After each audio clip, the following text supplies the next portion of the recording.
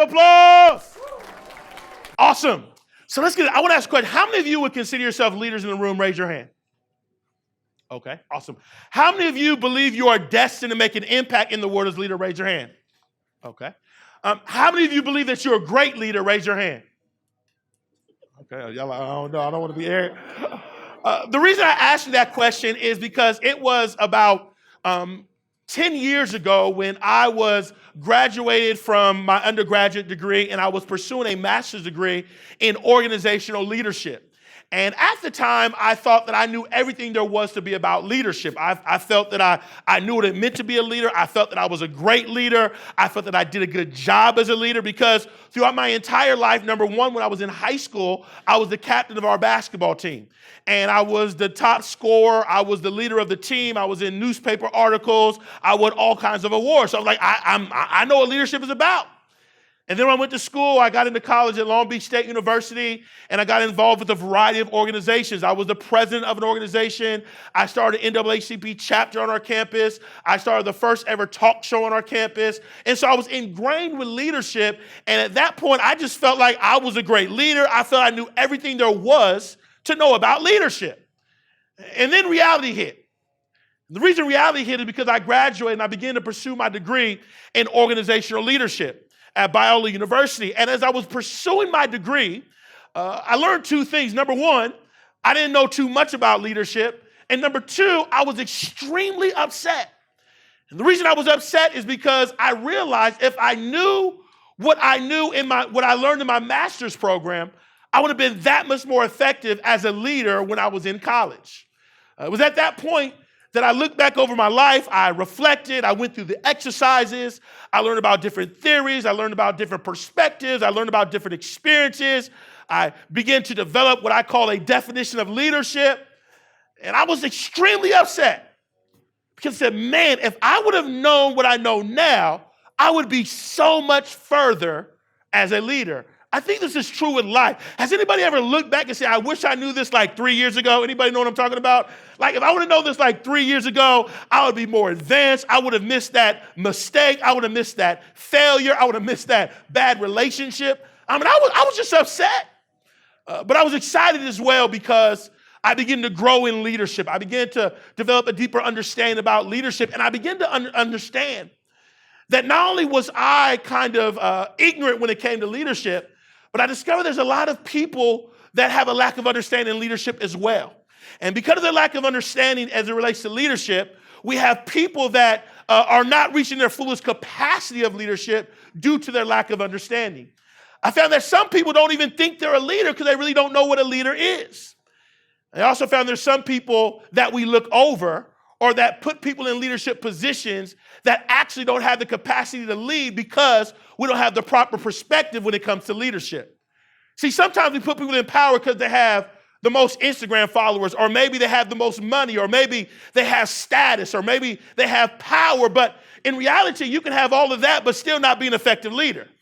It's a whole other discussion for another day. And I think it's a crisis in our country because so many times we just put people in leadership positions based on their success and their influence and their popularity, not understanding that that does not make you an effective leader. It takes more than that. It's one of the reasons I love this quote by Vince Lombardi. And he says, and I quote, he says, leaders aren't born, they are made. He goes on to say, and they are made just like anything else through hard work. And that's the price you will pay to achieve that goal, any goal. And what I like about this quote is he lets us know, number one, leaders aren't born. And that's the discussion in itself when it comes to leadership. He says they're made. In essence, what that means is no matter who you are, no matter what walk of life you come from, you have the ability to develop the skill sets necessary in order to lead.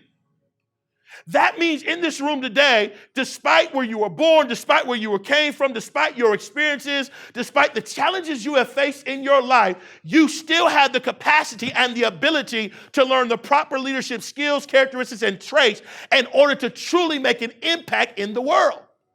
It also lets us know that if we're going to be great, if we're going to be effective, if we're truly going to do something incredible as a leader of the 21st century, we got to be taught. Someone say taught. We got to be educated. We have to be empowered. And it's one of the reasons I'm so excited to be here today is because over these next 45 to 50 minutes, I'm going to do something. I'm going to present to you 4 questions. Someone say 4 questions. I'm going to present you 4 questions. I'm going to not only redefine leadership, but I'm going to provide you with 4 questions that will not only eradicate some myths as it relates to leadership, but it's going to empower you with some insight, with some knowledge, so that you can understand not only what a leader is, but ultimately, I hope that you'll be inspired to go out there and make an impact in your community, your nation, and your world. In essence, when you walk out of here today, we're going to have a clear understanding of what leadership is.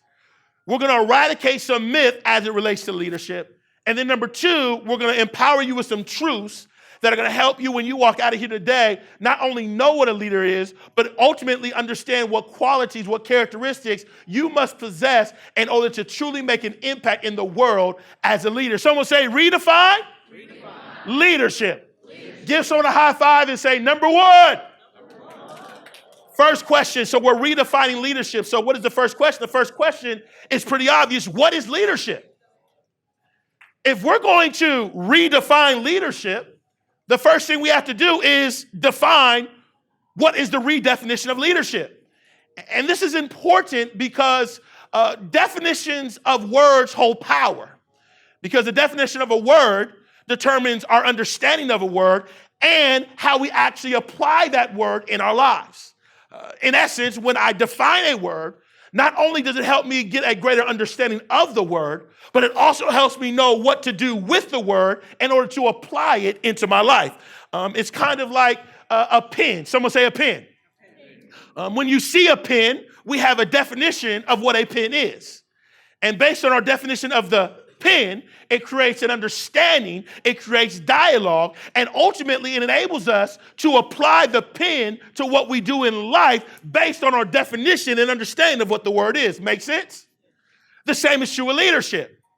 In order to truly understand leadership and to apply the concept of leadership effectively, we got to have a definition and an understanding so that we understand not only what it is, but we understand how to apply the definition of the word in our lives. And so this is the question that has went on for so many years, because so many people have been trying to figure out what is the definition of leadership. I mean, you go back to the in 1930, then you go to 1940, 50, 60 to 70 to 2000. There's always been this growth in what is leadership and this growth in what does it mean to be a leader? What does that look like? And it's one of the reasons why Bass, he's a familiar scholar as it relates to leadership. For those that are familiar with transformational leadership, you'll see his writings a lot in that space. He was part of the individuals that really begin to create some content or some definitions of what it meant to be a transformational leader. And he says there are almost as many different definitions of leaders as people who have tried to describe what it means to be a leader. In essence, everyone has a definition of leadership. If you go Google what is leadership, you will get all kinds of different descriptions, definitions, traits, and a variety of other things as it relates to leadership, based on your experience, based on where you're from. So the question now becomes, Josh, there's all these definitions, there's all these perspectives as it relates to leadership, but I want to know, how would you define leadership? And I'm glad you asked, because I've studied leadership since I was 25 years of age. I've been involved with leadership since I was 17 years of age. I am now 39, so you do the math. And I've been doing this thing for a long time, and I've come to this definition of leadership, and it's really the best one that I've come to. Is by Northhouse, and he says leadership is an ability to influence. Someone say influence.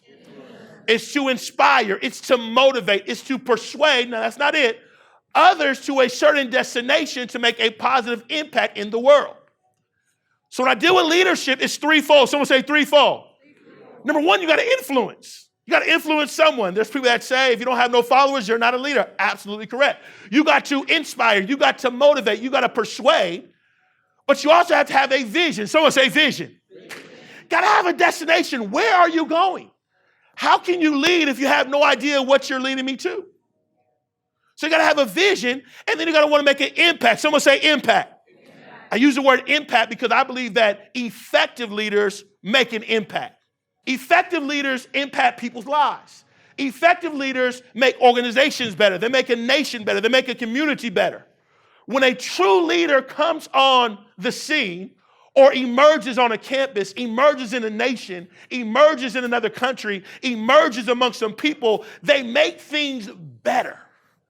That's why leadership is so important, because it takes leadership to make things better. And I could give you so many examples, but I want to really relate it to an area of leadership that we don't always look to as it relates to leadership, and I want to relate it to the mother-daughter experience. See, I have a friend, and this is Demetria Jones, and me and Demetria have known each other for literally about 21 years. And we have a really good relationship because when I was a sophomore in school and she was a freshman, she came to my room one day and she was bawling in tears. And I was like, well, why are you crying? And I was at that point really sick, and I was watching Coming to America. I don't know if any Coming to America fans, but I'm watching the movie, and I feel like I'm on my deathbed, but she comes in there, she's crying. I'm like, well, what's wrong? And with tears in her eyes, she said, I just got pregnant. And I said, okay, people get pregnant all the time. No, she said, no, you don't understand. I didn't plan on having kids right now. I plan on graduating. I plan on getting married. Plan on having some stability. And then I was going to have kids, but not right now. And she's bawling because she's not only tripping of her experience, but she's freaking out on how her parents are going to respond to her. Because I'm sure her parents didn't expect her to go to school and to get pregnant in the first semester of college. So she's there in my room, she's bawling, and she has tears, and I begin to encourage her, I begin to empower her and say, it's going to be all right, you'll be okay. I promise you, people that face worse and they have overcome, you will overcome. Someone say, oh yeah. And with tears in her eyes, I empower her and I encourage her, and she walks out my room not knowing what to expect. But I share with you that after 5 years, her daughter began to grow into a beautiful young girl. She graduated with a degree in accounting. She went on to get a job. She now has a house. Her daughter is getting ready to graduate. And her success story is incredible because she was able to overcome a challenge that she thought she was unable to overcome. And I think that's kind of awesome, because when you can go to school and face all the challenges and all the naysayers and defy the odds and still overcome, that's pretty awesome. And I was excited about that. But as it relates to leadership, I was even more excited because what she did is she inspired her daughter. She encouraged her daughter. She empowered her daughter to ultimately succeed in life. And today her daughter is getting ready to graduate high school. Her daughter is doing well in school. Her daughter is doing amazing because my friend Demetria was able to apply the concept of leadership into her family, which ultimately evolved into a positive impact. You say, well, what do you mean? Her vision was for her daughter to succeed. She had to influence her by inspiring her and motivating her and encouraging her and challenging her and correcting her and keeping her accountable. And the impact is that her daughter, despite the challenges, has succeeded. Someone say leadership. This is what leadership is about. Leadership is about influencing people to a certain destination in order to make an impact. So if I'm going to be a leader, I got to have a desire to make an impact. Someone say impact. I got to have a vision. Someone say vision, which is a clear, concise, compelling picture, Instagram photo of your future. And then number two, someone say influence. And this is really where it gets challenging because people are different. People are unique. And it requires you to do different leadership skill sets in order to inspire or to move people to a certain destination. And that's where the skill set really begins to kick in, because you got to not only learn how to deal with people, you got to learn how to inspire, how to influence, and how to get people to the place where you see the best for them as a leader. The first question we got to ask yourself is, what is? And we define it as an ability to influence people to a certain destination and make an impact. Give someone a high five. Say number two. Now here's the next question. The next question is, do I need a leadership title or position to lead? Oh, there it is. No, you don't. Well, give them a round of applause. Whoever said that, you got it correct.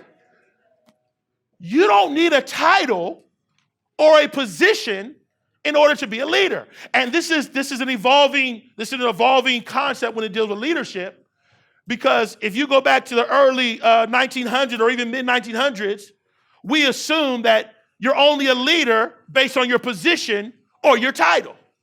But as we've dig deeper into this concept of leadership, we've discovered that leadership is not based on your title or your position. Leadership is based on your behavior, is based on the impact that you make on other people. It's going to get good. Oh, it's good.